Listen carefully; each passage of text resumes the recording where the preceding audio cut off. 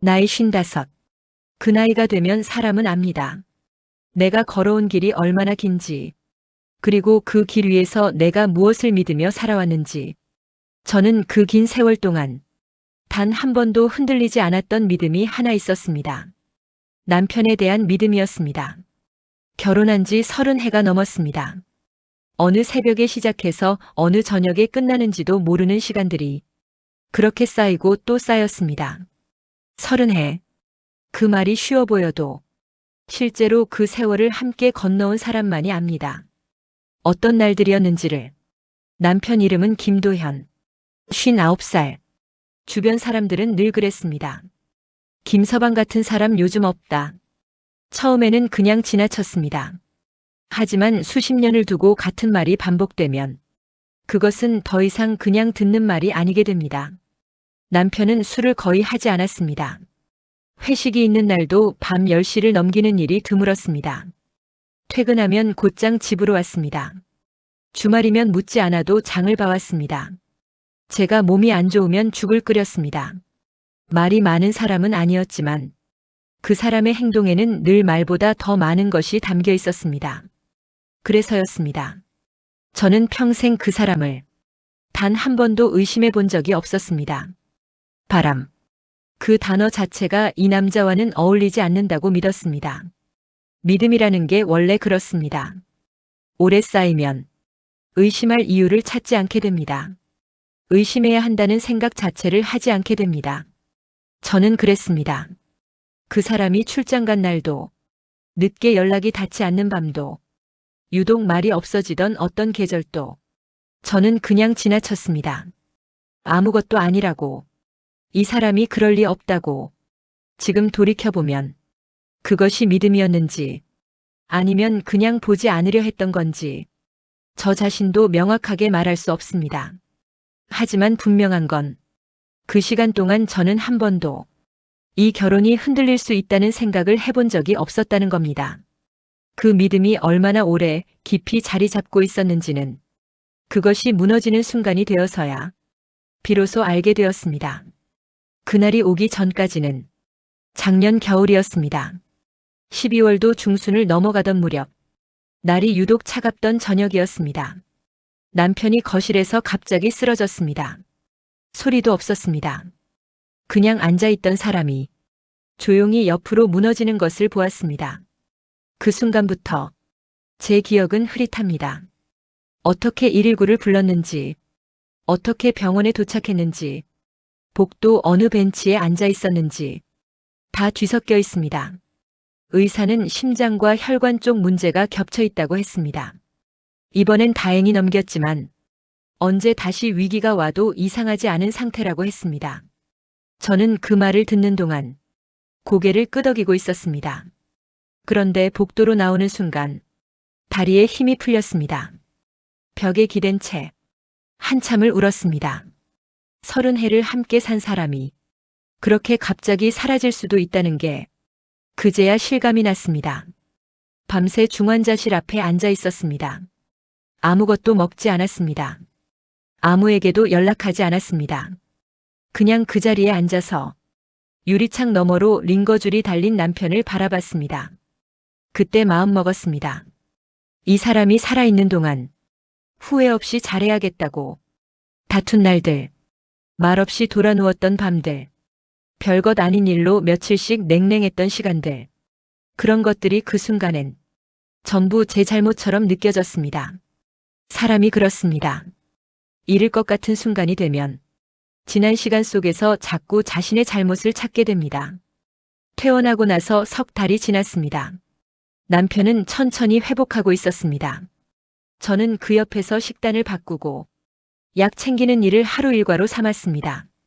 그 시간만큼은 우리 사이가 오히려 예전보다 더 조용하고 단단하게 느껴졌습니다. 그래서였을 겁니다. 아무 일도 없을 거라고 생각했습니다. 이제 다시 잘 살아갈 수 있을 거라고 생각했습니다. 그런데 그 봄이 끝나갈 무렵 우리 집 초인종이 울렸습니다. 초인종 소리는 별것 아닌 소리입니다. 택배일 수도 있고 이웃일 수도 있고 그냥 지나가는 사람이 잘못 누른 것일 수도 있습니다. 저는 아무 생각 없이 문을 열었습니다. 현관문이 열리는 순간 40 초반쯤 되어 보이는 여자가 서 있었습니다. 처음 보는 얼굴이었습니다. 단정하게 차려입은 사람이었습니다. 표정은 굳어 있었고 눈빛에는 무언가 단단히 결심한 것이 담겨 있었습니다.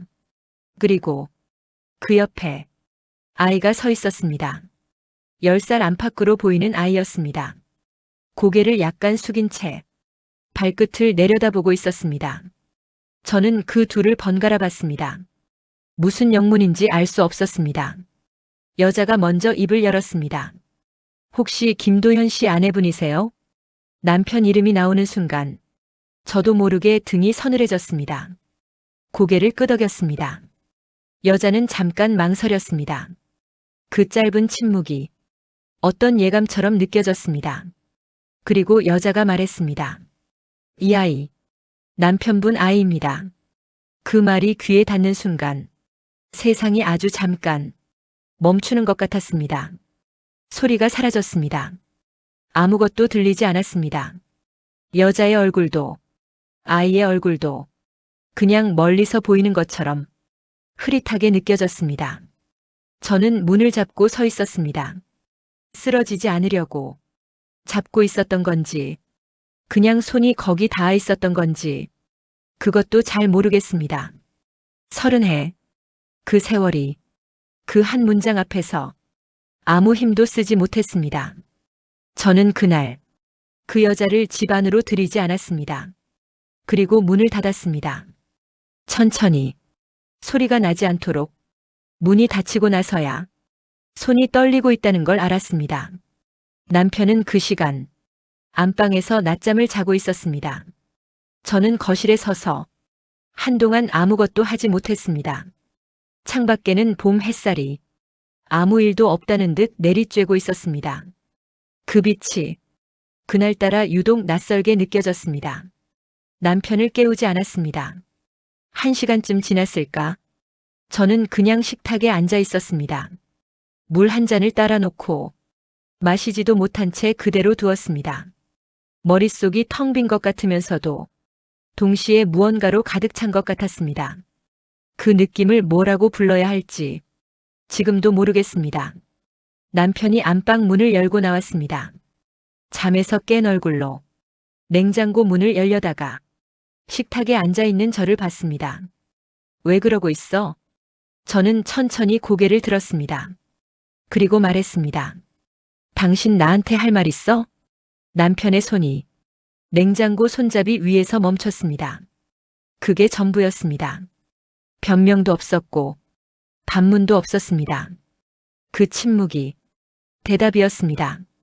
남편은 천천히 식탁으로 와서 맞은편 의자에 앉았습니다. 한참을 말하지 못했습니다. 창밖에서 바람 소리가 들렸습니다. 냉장고 모터 돌아가는 소리가 들렸습니다. 그 작은 소리들이 그날따라 크게 들렸습니다. 그리고 남편이 천천히 고개를 숙였습니다. 미안하다. 그 말 한마디가 30해를 한꺼번에 흔들었습니다. 남편이 말했습니다. 10년 전쯤의 일이라고 했습니다. 지방으로 몇 달 출장을 갔던 시절이 있었다고 했습니다. 그때 그 여자를 만났다고 했습니다. 단 한 번의 실수였다고 했습니다. 저는 그 말을 들으면서 이상하게도 울지 않았습니다. 눈물이 나지 않았습니다. 그냥 남편의 얼굴을 바라봤습니다. 그 얼굴을 30해 동안 봐왔습니다. 아침마다 봤고, 밥상 앞에서 봤고, 아픈 날 병원 침대에서도 봤습니다. 그런데 그날은 처음 보는 얼굴 같았습니다. 낯설었습니다. 단 한 번의 실수. 그 말이 맞는 말인지, 틀린 말인지, 저는 따지지 않았습니다. 따질 수가 없었습니다. 왜냐하면 그 사람 말이 맞든 틀리든 그 한 번이 아이를 만들었고 그 아이가 오늘 제 집 현관 앞에 서 있었기 때문입니다. 저는 한동안 아무 말도 하지 않았습니다. 남편도 말이 없었습니다. 두 사람이 30해를 함께 살아온 식탁에 그렇게 마주 앉아 있었습니다. 그날 저녁 밥은 짓지 않았습니다. 아무도 배고프다고 하지 않았습니다. 그런데 그때까지만 해도 저는 한 가지를 아직 이상하게 여기지 못했습니다. 왜 그 여자가 하필 지금 나타났는가? 10년 동안 단 한 번도 없다가 왜 하필 지금이었는가? 그 의문이 떠오른 건 조금 더 시간이 지난 뒤였습니다. 이상하다는 생각이 든 건 며칠이 지난 뒤였습니다. 남편의 고백을 들은 날 밤, 저는 잠을 이루지 못했습니다. 그 다음 날도 마찬가지였습니다. 눈을 감으면 현관문 앞에 서 있던 그 여자의 얼굴이 떠올랐습니다. 그리고 그 옆에 고개를 숙이고 발끝을 내려다보던 아이의 얼굴이. 그런데 며칠을 그렇게 보내다 보니 처음에는 충격으로 가득 차 있던 머릿속이 조금씩 가라앉기 시작했습니다. 그리고 가라앉은 자리에서 하나의 생각이 떠올랐습니다. 왜 지금인가? 10년이었습니다. 그 여자는 10년 동안 단 한 번도 나타나지 않았습니다. 연락 한 번 없었습니다. 찾아온 적도 없었습니다. 아이가 태어났을 때도, 아이가 걸음마를 배웠을 때도, 학교에 들어갔을 때도, 한 번도. 그런데 남편이 쓰러졌습니다. 입원했고, 중환자실에 있었고, 언제 다시 위기가 와도 이상하지 않다는 말이 병원에서 나왔습니다. 그 소식이 퍼진 뒤 그 여자가 나타났습니다. 우연이라고 하기에는 타이밍이 너무 정확했습니다. 저는 그 여자를 다시 만나기로 했습니다. 연락처를 수소문했습니다. 그리 어렵지 않았습니다. 카페에서 마주 앉았습니다. 여자는 처음에는 태연했습니다. 말투도 차분했고 눈빛도 흔들리지 않았습니다. 저는 단도직입적으로 물었습니다. 왜 지금 나타난 거예요? 여자는 잠시 침묵했습니다. 그리고 말했습니다. 아이 아버지니까. 저희도 재산에 대한 권리는 있어야 하잖아요. 권리. 그 단어가 입에서 나오는 방식이 이상했습니다. 아이를 걱정하는 어머니의 말이 아니었습니다. 무언가를 요구하는 사람의 말이었습니다. 저는 그 자리에서 더 이상 묻지 않았습니다. 물을 필요가 없었습니다. 10년의 침묵. 남편이 쓰러진 직후의 등장. 그리고 권리라는 단어. 그것들이 하나로 연결되는 순간 저는 이 여자가 무엇을 원하는지 알았습니다. 아이의 아버지가 보고 싶었던 게 아니었습니다. 남편이 그리웠던 것도 아니었습니다. 이 여자가 원하는 건 남편이 살아있는 동안 아이의 이름으로 재산에 손을 뻗는 것이었습니다.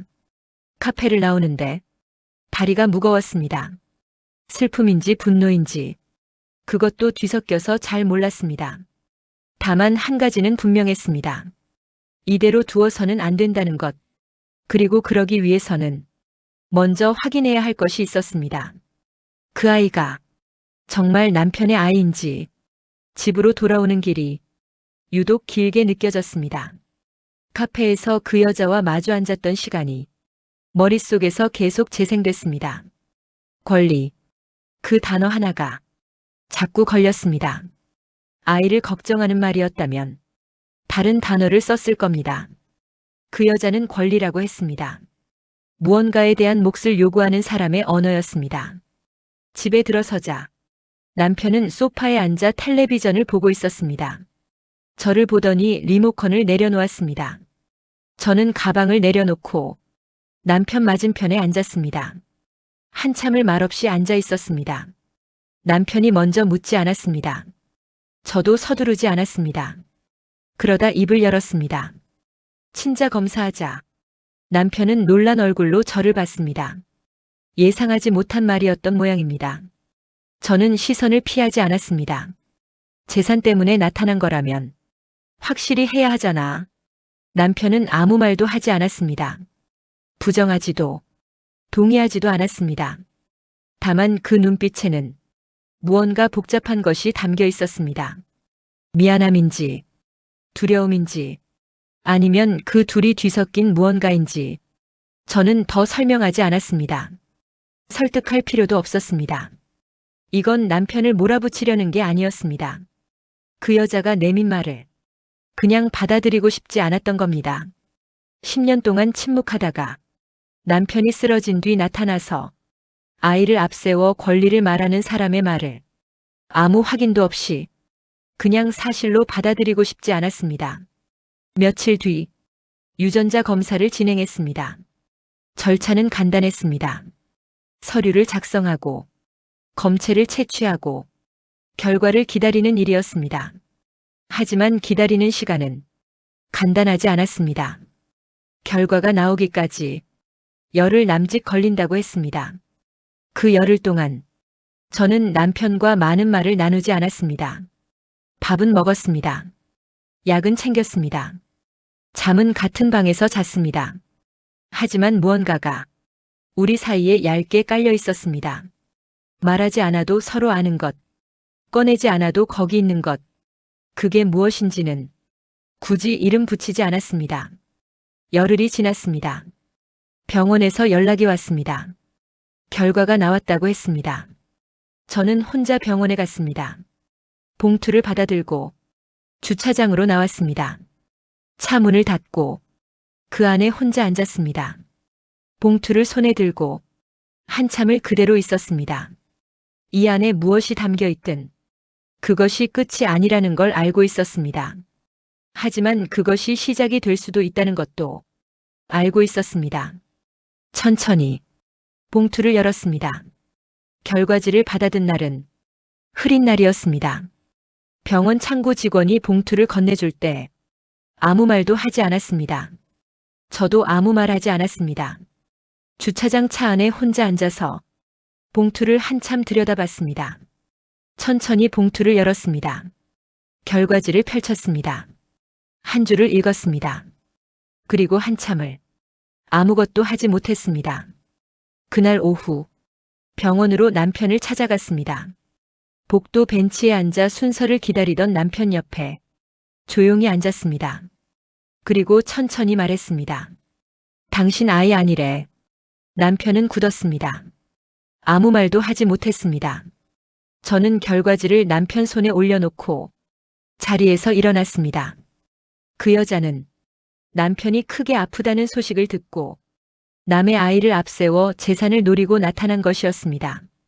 저는 그 여자에게 전화를 걸었습니다. 사람 인생을 돈 때문에 흔들면 안 됩니다. 여자는 아무 말도 하지 못했습니다. 전화가 끊겼습니다. 그 여자 일은 그렇게 끝이 났습니다. 하지만 저는 끝나지 않았습니다. 그날 밤부터였습니다. 잠이 오지 않았습니다. 천장을 바라보다가 눈을 감으면 남편의 목소리가 들렸습니다. 단 한 번의 실수였다고. 그 말이 귓속에서 자꾸 맴돌았습니다. 처음에는 울었습니다. 그 다음날 밤에는 울지도 않았습니다. 그냥 누워서 벽을 바라봤습니다. 사흘째 되던 밤에는 이상한 감정이 올라왔습니다. 용서하자고 마음먹으려 했습니다. 이 사람이 살아있는 동안 후회 없이 잘하겠다고 제가 먼저 다짐하지 않았던가. 그런데 그 생각이 채 자리를 잡기도 전에 어딘가에서 불덩이 같은 게 치밀어 올랐습니다. 왜 내가 용서해야 하는가? 10년 동안 저는 아무것도 몰랐습니다. 약을 챙겼습니다. 죽을 끓였습니다. 쓰러진 남편 옆에서 밥도 먹지 않고 병원 복도에 앉아 있었습니다. 그 시간 동안 이 사람 안에 제가 모르는 세월이 있었습니다. 그 생각이 드는 순간 화가 났습니다. 미칠 것 같이 났습니다. 조용히 자고 있는 남편의 얼굴을 그 어두운 방 안에서 바라보다가 저도 모르게 이불을 꽉 쥐었습니다. 소리를 지르고 싶었습니다. 울고 싶었습니다. 그냥 밖으로 뛰쳐나가고 싶었습니다. 하지만 아무것도 하지 않았습니다. 그냥 누워 있었습니다.